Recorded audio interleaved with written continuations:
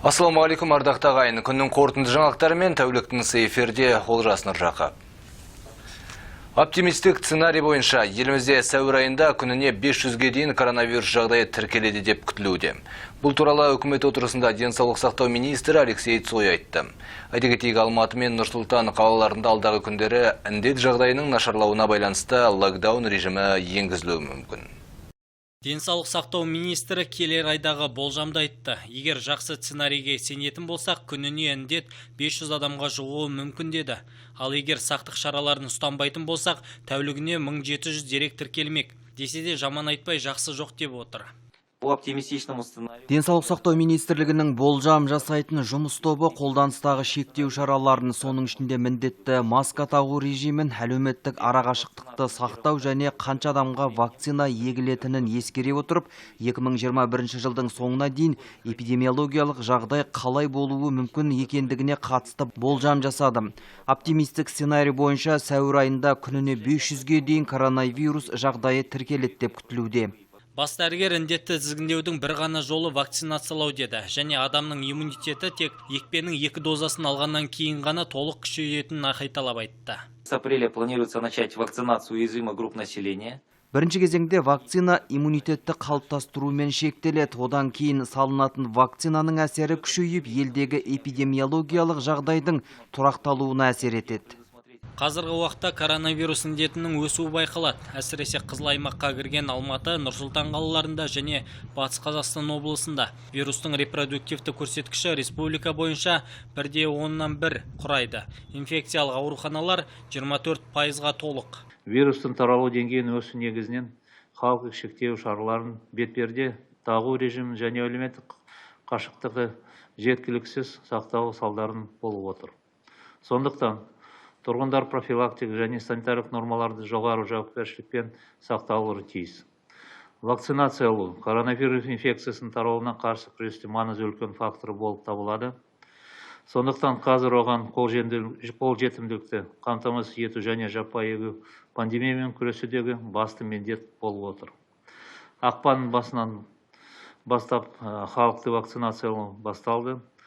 Алғашқылардың қатарында медицина қызметкерлері, одан кейін мұғалімдер, полиция мен күштік құрылымдардың қызметкерлері алды. Вакцина алғандардың барлығын жағдайы жақсы, вакцина қалыпты әсер етті және теріс салдарлар байқалған жоқ. Сондай-ақ Асқар Мамин өңір әкімдеріне тұрғындардың әсіресе ұжымдарда, білім беру ұйымдарында шектеу шараларының сақталуын қамтамасыз етуді тапсырды.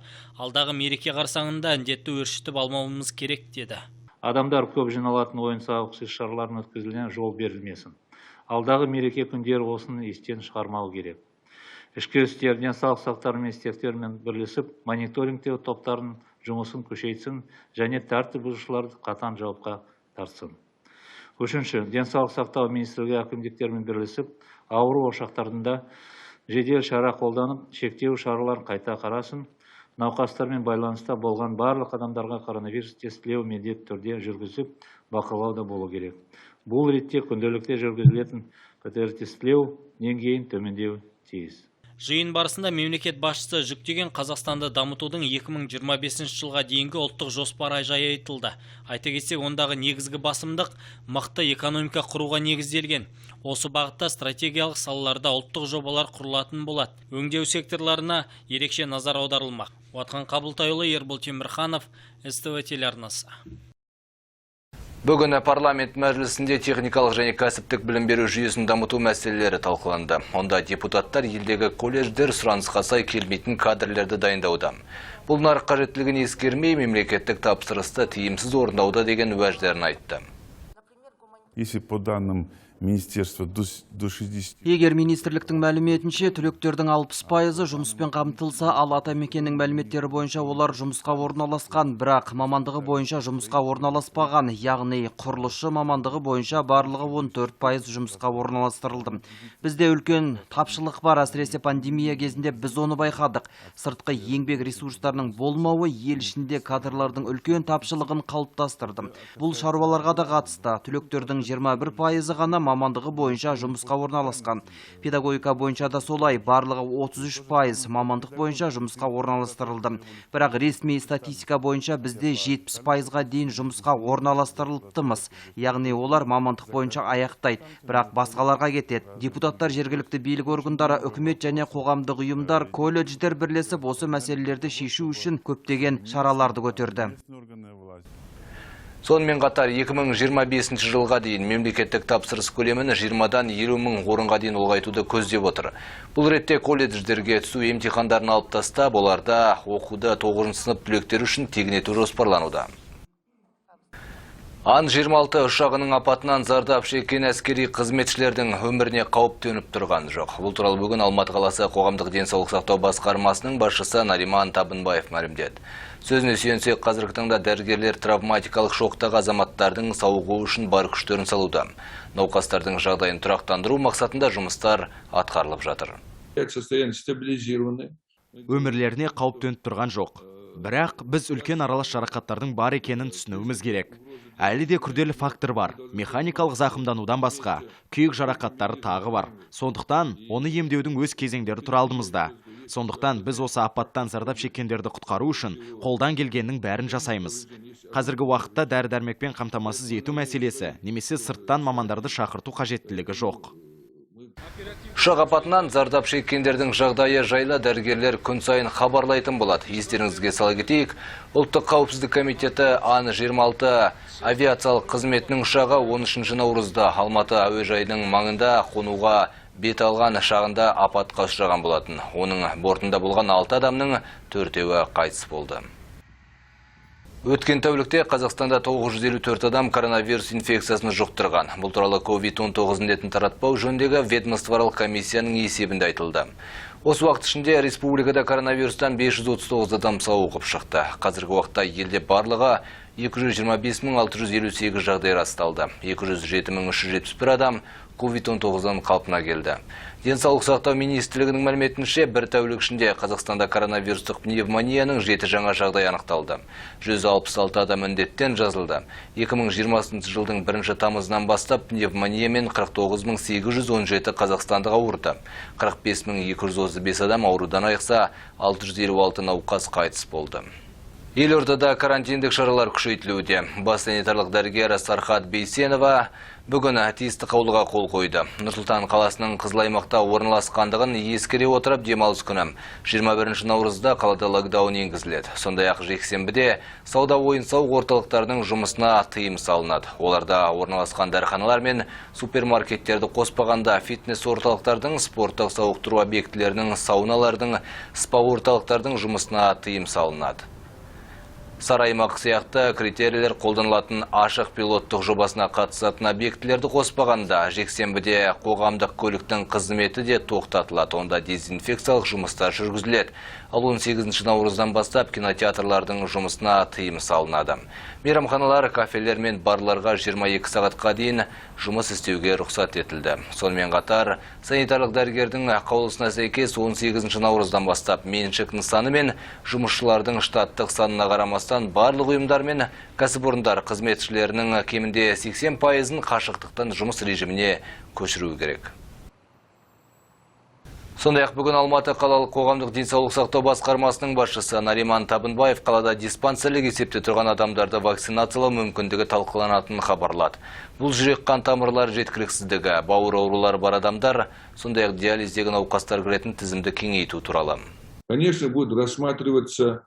Әрине жаппай вакциналауда қарастырылатын болады. Біз жақын арада Қазақстанда өндірілген вакциналарды аламыз деп үлкен үмітпен күтеміз. Сондай-ақ Қазақстанға Қытай немесе басқа өндірістердің вакциналарын батыс немесе америкалық вакциналарды әкелу жөнінде келіссөздер жүргізілуде.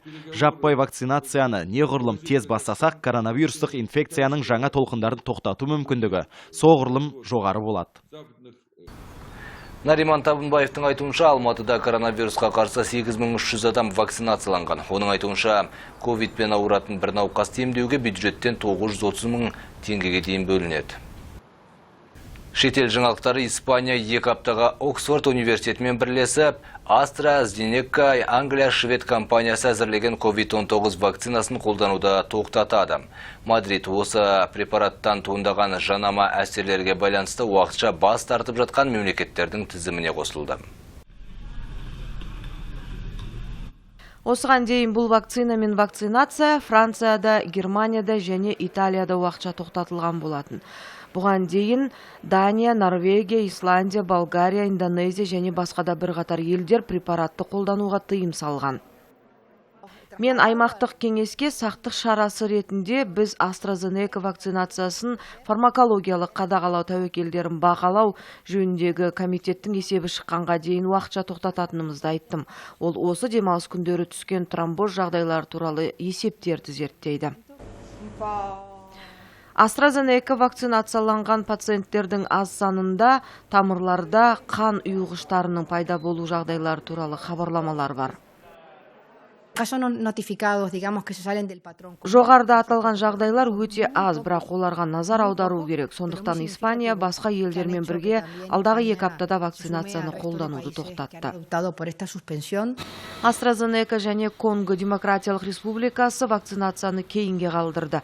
2 наурызда ол осы вакцинаның 1.700.000 дозасын COVAX бағдарламасы арқылы алды. Бірақ қазір үкімет ықтимал жанама әсерлерді зерттеу аяқталғанша күтуге ниетті. Сонымен қатар Ұлыбританияда препаратпен вакцинация жалғасуда. Бұл әйгілі Лондон ғылым мұражайы. Мұнда адамдар вакцинацияны күтіп кезекке тұрды. Мен ғалымдардың кеңесіне сенемін. Біз вакцинациялануымыз керек. Сондықтан мен оларды ұстанамын. Дүниежүзілік денсаулық сақтау ұйымы вакцинамен байланысты өлім-жітім әлі тіркелген жоқ деп мәлімдейді. Бірнеше елдерде пациенттерде қан ұйғыштарының пайда болу жағдайлары болды. Бірақ әзірге бұл препараттың өзімен байланысы дәлелденген жоқ. Үндістанның бірқатар аймақтарында коронавирус жұқтырғандар санының өсуіне байланысты карантиндік шаралар күшейтілуде. Адамдарға себепсіз үйден шығуға тыйым салынады. Көшеде көптеген полиция қызметкерлерін көруге болады. Үндістанда халықты вакцинациялау жалғасуда. Вакцинация жасау үшін кезекке тұру керек. Қарттар үшін ұзақ уақыт кезекте тұру өте қиын. Өйткені орын жоқ. Мен мұнда жарты сағат тұрдым. Менің кезегім келмеді. Бұл Мадхья Прадештегі Индор қаласы. Мұнда олар көшеде бетперде жоқ болған үшін тағы да айыппұл сала бастады. Күн сайын адамдар көбірек демалады. Сондықтан коронавирустық инфекциялар көбейіп келеді. Адамдарды COVID-19-да дұрыс әрекет етуге ынталандыру үшін біз көшеде бетперде тақпағаны үшін айыппұлдар жүйесін жаңарттық. Айыппұл 50 рупия. Біз қала бойынша тексеру бекеттерін аштық. Біз сондай-ақ көшелерді күзетіп, себепсіз көшеде жүрген адамдарды жазалаймыз. Жергілікті әкімшілік сонымен қатар штаттың ең үлкен 2 қаласы Индор мен Бхопалда түнгі коменданттық сағат енгізуді жоспарлап отыр. Керісінше, бұл Үндістанның қаржылық астанасы Мумбай. Мұнда карантин әлі күшейген жоқ. Жергілікті нарықта халық көп. Әлеуметтік инстанция нормаларын ешкім сақтамайды. Bir күн ішінде Үндістан коронавирустық инфекцияның 26 мыңнан астам жаңа жағдайы туралы хабарлады. Жалпы пандемия кезінде мұнда 11.385.000-нан астам адам жұқтырған, 158 мыңнан астам адам қайтыс болды. Қазірдің өзінде 30 миллион үндістер COVID-19-ға қарсы егілді. Оңтүстік Кореядағы 2 арал туристерді тарту үшін күлгін түске боялды. Панвол және Пакчи аралдарында лаванда барлық жерде өседі. Ал үйлер мен тротуарлардың төбелері сирен гүлімен күлгіннің түрлі реңктермен боялған. Тіпті жергілікті тұрғындар осындай түстердің киімін киеді. 2015 жылдан бастап Синян округінің билігі аралдарды күлгін түске айналдыру үшін $4 миллион астам қаражат салды. Бұл түстің реңктеріне қонақ үй, бөлмелері мен мейрамханалардың интерьерлері де боялған. Күлгін аралдар туристерді 2019 жылдан бастап ресми түрде қабылдайды. Осы уақыт ішінде мұнда $500 миллион қонақ келген. Ел жаңалықтарына оралса, Қарағанды облысында үй жануарларына қатыгездік танытқан күдікті 30 тәулікке қамауға алынуы мүмкін. Бұл туралы облыстық полиция департаменті хабарлады. Еске салсақ, 15 наурыз күні өңірдегі Сәтпаев қалалық полиция бөліміне иесіз иттермен айналысатын еріктілерден белгісіз біреулер әртүрлі тұқымды 5 итті атып кеткендігі туралы хабарлама түскен. Тәртіп сақшылары аталған жайттың ізін суытпай үй жануарын атқан азаматты ұстады. Полиция қызметкерлерімен жүргізілген жедел іздестіру шаралары барысында ізін суытпай аталған қылмысқа қатысы бар деген күдікпен 26 жастағы азамат ұсталды. Полиция қызметкерлерімен одан қарумен бірнеше атылған оқ-дәрілері тәркіленіп алынды. Күдіктінің айтуы бойынша белгісіз біреу қоғамға қауіп төндіретін қаңғыбас иттерді атып беруін өтінген. Ұсталған азамат ешкімді құлақтандырмай аталған өтінішті орындаған. Аталған факті бойынша бүгінгі таңда Қазақстан Республикасы қылмыстық кодексінің 316 бабы 1-ші тармағына сәйкес қылмыстық іс қозғалды. Бұл бапқа сәйкес күдіктіге 120 айлық есептік көрсеткіш мөлшерінде айыппұл немесе 30 тәулікке дейін қамауға алу жазасы көзделген. Естуші мемлекет тұжырымдамасы шеңберінде мемлекеттік органдарда сервистік қызметтің моделінің форматына айналдыру жалғасуда. Осылайша сыбайлас жемқорлыққа қарсы қызметтің озық тәжірибесі бойынша Алматы қалалық полиция департаменті де және оның барлық бөлімшелерінде адалдық алаңы фронт-офис ашылды. Кеңсені полиция департаменті басшысы Қанат Таймерденов пен Алматы қаласындағы сыбайлас жемқорлыққа қарсы қызметтің басшысы Нығметжан Сапаров ашты. Негізгі мақсат сыбайлас жемқорлық деңгейін төмендету және халықтың ішкі істер органдарына деген сенімін арттыру. Жобаны жүзеге асыруға қызметтердің және бөлімшелердің тәжірибелі мамандары, сондай қоғам өкілдері қатысады. Жобалық кеңсенің басты міндеті сыбайлас жемқорлыққа ықпал ететін ұсыныстарды жинау, қалыптастыру, себептер мен жағдайларды жою бойынша жаңа тәсілдер мен шешімдерді әзірлеу. Олар қоғамдық талқылауға шығарылып, ұжымдық түрде қаралатын болады деп хабарлады Алматы қалалық полиция департаментінің бастығы Қанат Таймерденов. Осындай 8 ауданға 8 осындайын қойды. Бізде ана жерде жаңа тағы бір ғимарат бар. Ол оны тергеу, жедел уәкілдер отыратын жер, ол жерге біз жасамаймыз. Біздің ең негізгі біздің департамент қылетін үшін осындай. И барлық аудандарда осындай бар. Аралық алам, осы жерде проекттің негізі отырады, қабылдайды, жаңа шешімдер болады, сол жерге бәрі ашық, ресімдер тергеу, жаңағы жедел уәкіл біреу келетін болса, звондап шақырып, осы жерге қабылдайды. Хорошо, что все вот прозрачно, открыто, все это видно, да, будет придет. Жоқ, алдын ала біз жаңа елің кетеді, сіздердің нелермен келістік, көрсеттік бізге, былай болсын. Жоқ, білем ба? Мен айтқым, буклет айда көрдік. Біз жерде еще азаматтарды қабылдаймыз, әр сенбі сайын. Міне осы жерде, адалдық алаңында, осы мен жерде қабылдаймыз. Қазақстанда волонтерлік ұйымдар мен топтардың саны 3 есеге артты, және 180 мың тұрақты еріктілер жұмыс істейді. Бұл туралы ақпарат және қоғамдық даму министрлігі азаматтық қоғам істері комитетінің төрағасы Мадияр Қожахмет айтып берді. Сондай азаматтарға кеңес беруге 3,5 мыңнан астам адам, волонтер, заңгерлер, адвокаттар, нотариустар және заң факультеттерінің студенттері қатысып, олардан 7,5 мың адам кеңес алған. Біріншіден, біргеміз волонтерлік республикалық фронт офисі және оның 17 өңірлік офисі сипатында волонтерлік қозғалысты дамытуға арналған инфрақұрылым. Бұл барлық волонтерлік ұйымдар мен топтардың біріктіруіне мүмкіндік берді. Волонтерлік саласындағы жаңалып Казволонтир KZ бірыңғай платформасы атауға болады. Бүгінде бұл платформада 47 мыңнан астам волонтер тіркеліп, 3 мыңнан аса ұйым жұмыс істеп келе жатыр. Бұл ақпараттық ресурс саласындағы алуан түрлі жобалардың ұйытқысы болды. Екіншіден, біргеміз жалпыұлттық жобасы шеңберінде 7 бағыт бойынша волонтерліктің тұтас жүйесі қалыптастырып іске асырылып келе жатыр. Бұл сабақтастық бағыты, саулық бағыты, таза әлем, асыл мұра, қамқор, білім, үміт бағыттары болып отыр. Аталған бағдарламалар 7 мыңнан астам волонтерлік қамтып, волонтерлер қозғалысының айқындаушы векторы болып табылды. Бүгінгі келіп түскен ақпараттар легі осындай болды. Келесі кездескенше аман сау болыңыздар.